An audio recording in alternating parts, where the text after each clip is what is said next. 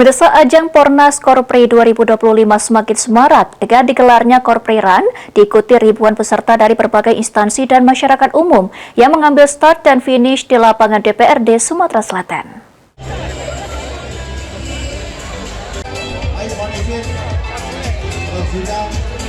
Ajang Korpri Run Pornas 2025 dimulai dari halaman kantor DPRD Provinsi Sumatera Selatan, Jalan POM 9 Palembang, dan selanjutnya para peserta berlari sejauh 5 km dengan melintasi sejumlah jalan yakni POM 9, Sumpah Pemuda, Angkatan 45 hingga Kapten Arifai dan kembali ke halaman DPRD Provinsi Sumatera Selatan.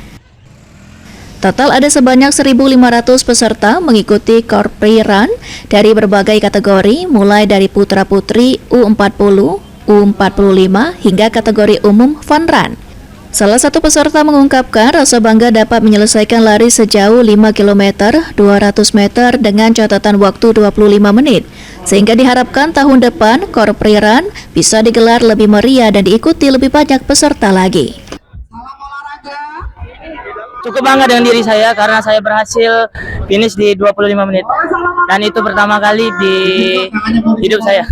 Untuk jaraknya sudah cukup akurat, yang dimana kalau di Strava tadi 5 kilo lebih 200 meter. Sementara itu, Ketua Umum Dewan Pengurus Korpri Nasional Profesor Zudan Arif Fakrullah menyampaikan rasa bangganya atas antusias peserta dan kekompakan panitia.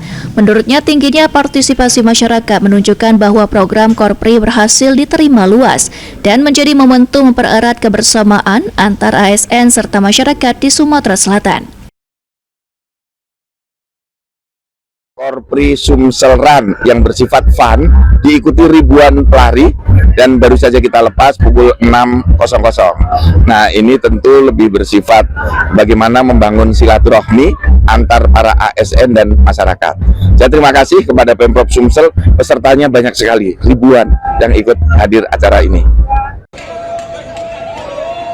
Dengan semangat kebersamaan dan antusiasme, ribuan peserta Korpri Run 2025 tidak hanya menjadikan ajang olahraga, tetapi juga simbol persatuan dan semangat sehat dalam Pornas Korpri 2025 di Palembang. Muhammad Aidil, PAL TV.